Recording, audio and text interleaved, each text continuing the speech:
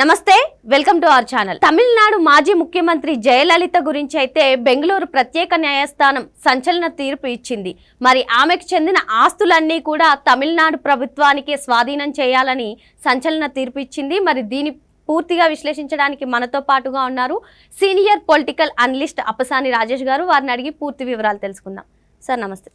Sir, Tamil Nadu మాజీ ముఖ్యమంత్రి, దివంగత ముఖ్యమంత్రి జయలలిత ఆస్తులన్నీ కూడా తమిళనాడు ప్రభుత్వానికే స్వాధీనం చేయాలని చెప్పి బెంగళూరు కోర్టు అయితే ఆదేశాలు ఇచ్చింది సార్. మరి ఏంటి సార్, దీనిపై మీ అభిప్రాయం ఏంటి సార్? వాస్తవంగా కుమారి జయలలిత గారు వారు అవివాహితురాలు కాబట్టి ఆమెకంటూ కుటుంబ వారసులు ఎవరు లేరు. ఆమె సినిమా నటిగా, అలాగే సుదీర్ఘకాలం తమిళనాడును పరిపాలించిన ముఖ్యమంత్రిగా ఆమె సంపాదించిన ఆస్తులు, ఈ ఆస్తులలో అక్రమ సంపాదన ఉంది అని చెప్పని కోర్టు నిర్ధారణ చేసి ఆమెకి సుప్రీంకోర్టులో కూడా శిక్ష ఖరారు చేయడంతో ఆమె ముఖ్యమంత్రిత్వాన్ని కూడా కోల్పోయారు. దానికి తోడు తీవ్ర అనారోగ్యంతో వారు కాలం చేశారు. ఇక్కడ గమనించుకోవాల్సింది ఏంటి అంటే, మనకి సామాన్యుడికి విస్తు గొలిపే సంఖ్యలో ఉన్న ఆస్తులు కళ్ళ ముందు కనిపిస్తూ ఉన్నాయి. 1562 ఎకరాల భూములు, 27 కిలోల బంగారు వజ్రాభరణాలు, 10,000కు పైగా చీరలు, 750 జతల చెప్పులు, ఇంకా విలువైన గడియారాలు, ఇటువంటివి చాలా ఉన్నాయి. వీటినన్నిటినీ వారు కాలం చేసిన తర్వాత తమిళనాడు ప్రభుత్వం స్వాధీనం చేసుకున్న ప్రయత్నం చేసింది. ఎందుకంటే వారికి సంతానం లేదు, వారసులు లేరు. కాబట్టి ప్రభుత్వానికి చెందుతాయని చెప్పని ప్రభుత్వం క్లెయిమ్ చేసే ప్రయత్నం చేసింది. ఆ టైంలో జే దీపక్ అని చెప్పని ఇరువురు, ఆమె మేనల్లుడు మేనగోడలు అని చెప్పని వాళ్ళు క్లెయిమ్ చేసుకుంటూ ఆమె కుటుంబానికి వారసులం, బంధువులం, ఆమె ఆస్తులు కూడా మాకే చెందుతాయని చెప్పని కోర్టుని అప్రోచ్ అయ్యారు. వాస్తవంగా ఆమె అక్రమాస్తుల కేసులో విచారణ ఎదుర్కొని అరెస్ట్ అయి ఉన్న నేపథ్యంలో ఆమె ఆస్తులన్నీ కూడా న్యాయస్థానం స్వాధీనంలో ఉన్నాయి. ఇప్పుడు దశాబ్ద కాలం గడిచిపోయింది, వారు చనిపోయి కూడా. ఒక లాజికల్ కంక్లూషన్కి తీసుకురావాల్సిన అవసరం ఉంది. కాబట్టి బెంగళూరు ప్రత్యేక న్యాయస్థానం రేపు ఫిబ్రవరి 14-15 తారీఖుల్లో ఈ ఆస్తులన్నీ తమిళనాడు ప్రభుత్వానికి హ్యాండ్ ఓవర్ చేసేసేయండి, వారసులని చెప్పని క్లెయిమ్ చేసుకుంటున్న వీళ్ళకి ఆ ఆస్తులు పొందే హక్కు లేదు అని చెప్పి నిర్ధారణ చేస్తూ ప్రభుత్వానికి స్వాధీనం చేస్తూ ఉన్నారు. దశాబ్ద కాలం క్రితం తమిళనాడు ప్రభుత్వం ఎస్టిమేట్ చేసిన రోజే ఆ ఆస్తుల విలువ అప్పుడున్న అంటే బుక్ వాల్యూ ప్రకారం 913 కోట్లని నిర్ధారణ అవుతూ ఉంది. వాస్తవంగా ఇప్పుడున్న మార్కెట్ ప్రకారం చూసుకుంటే, మార్కెట్ ధరల ప్రకారం చూసుకుంటే దాదాపు 4,000 కోట్ల వరకు ఖరీదు కావచ్చు అంటున్నారు. అంటే ఇప్పుడు ఏంటి ఇక్కడ మనకు అర్థమవుతుంది, సినిమా నటిగా సమాజంలో గుర్తింపు, గౌరవం దక్కించుకొని ఆర్థికంగా ఉన్నత స్థానానికి చేరి ఆ సినిమా నటిగా ఉన్న ఆకర్షణని, ప్రజాకర్షణ అడ్డుపెట్టుకొని రాజకీయాల్లోకి వచ్చి రాజకీయ పార్టీ ఆశ్రయం పొంది రాజకీయ పార్టీ ద్వారా రాజకీయాధికారాన్ని దక్కించుకొని అక్రమ సంపాదనకు పాల్పడ్డారు అని చెప్పి న్యాయస్థానం చేత, విచారణ సంస్థల చేత నిర్ధారణ కాబడ్డారు అంటే ఆల్రెడీ సినిమా నటిగానే ఆర్థికంగా ఒక స్థాయికి చేరారు. ప్రజలు మీకు రాజకీయాల్లో ఒక అవకాశం ఇచ్చారు, అమ్మ అని పిలుచుకున్నారు మిమ్మల్ని. మీకు సొంతంగా కుటుంబం లేదు, పిల్లలు లేరు. ఎందుకు మీకు ఈ అక్రమ సంపాదన?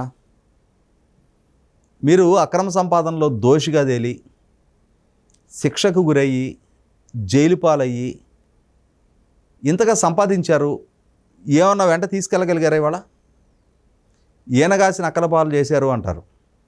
అలాగే ఇంతగా సంపాదించి ఇన్ని ఆరోపణలు, అవమానాలు, జైలు అనుభవాలు కూడా చూసి ఇవాళ ఆస్తులు ప్రభుత్వానికి స్వాధీనం అవుతూ ఉన్నాయి. సార్, ఒక చిన్న డౌట్ సార్. ఈ కేసులో చూసుకున్నట్లయితే జయలలిత గారికి మీరు అన్నట్టుగా వారసులు ఎవరూ లేరు. ప్రస్తుత కాలంలో ఎంతో మంది రాజకీయ నాయకులు అక్రమ సంపాదనకు ఎన్నో వేల కోట్లు సంపాదిస్తున్నారు సార్.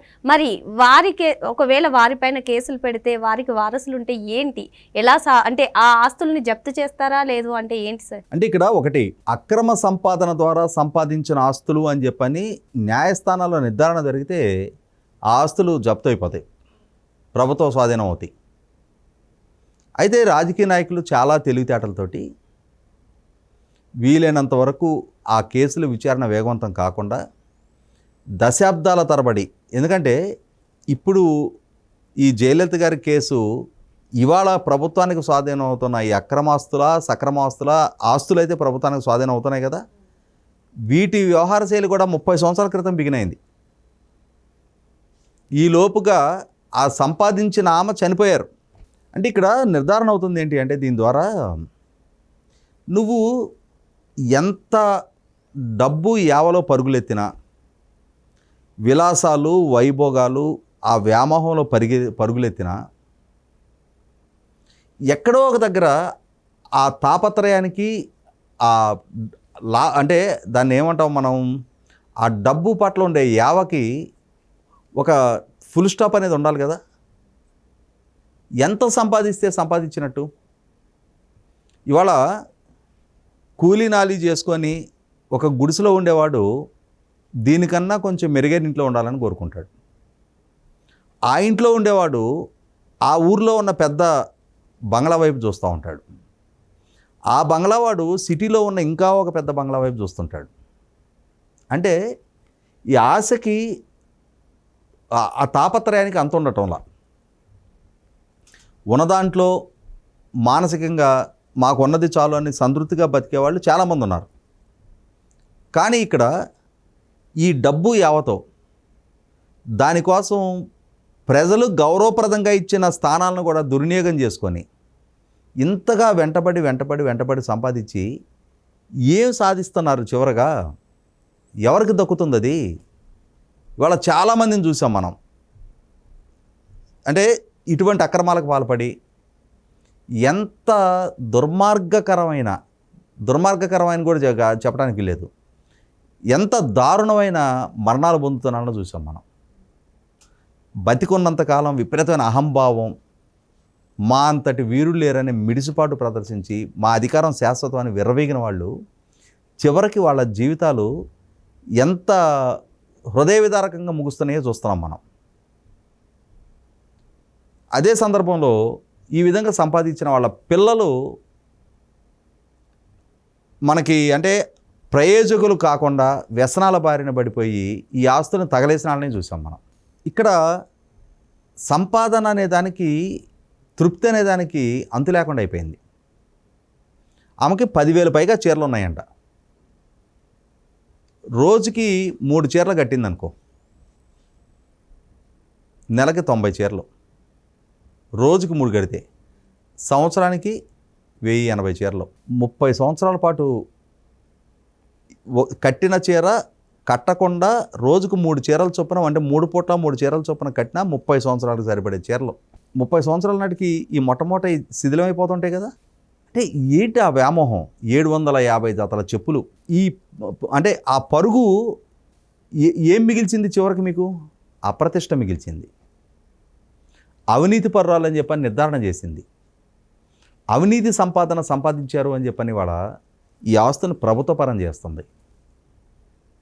అమ్మ అని పిలిపించుకున్న ప్రాంతంలోనే ఇవాళ అవినీతి పరురాలు అని చెప్పని మీ సంపాదన తినేవాళ్ళు లేరు. ఇది ఒక్క జయలలిత గారికి వర్తించటంలా, ఈ విధమైన అక్రమ సంపాదనకు పాల్పడుతున్న అన్ని స్థాయిల్లో రాజకీయ నాయకులు ఒక్కళ్ళే కాదు, ఇవాళ వ్యాపారస్తులు బోళ్ళ మంది ఉన్నారు. అంటే కుటుంబ విలువలకి, సామాజిక విలువలకి కట్టుబడకుండా డబ్బు సంపాదన ఎలా అయినా సంపాదించు. ఎందుకంటే వాళ్ళ సమాజంలో కూడా ఏమైపోయిందంటే ఎంత సంపాదించావని చూస్తున్నారు, ఎలా సంపాదించావని చూడాల. డబ్బు అనే ప్రాతిపదికగానే మనిషికి విలువిస్తున్నారు. దాంతో మనుషుల్లో ఆ యావ పెరిగిపోయింది. పక్కాడి కంటే నేను మిగులుగా ఉండాలి. ఆఖరికి ఆ తాపత్రయంలో, ఆ పరుగులో తన వాళ్ళను కూడా కోల్పోతున్నారు. కుటుంబ సంబంధాలు కూడా దెబ్బతీసుకుంటున్నారు. మానవ సంబంధాలు, సామాజిక సంబంధాలు అన్నీ దెబ్బతీసుకుంటూ వెళ్ళిపోతున్నారు. మనిషి ఒంటరిగా మిగిలిపోతున్నాడు. దానికి పర్యవసానమే జయలలిత గారి ఉదంతం మన కళ్ళ ముందు కనిపిస్తూ ఉంది. మరో అంశంతో మళ్ళీ కలుద్దాం. Thank you sir.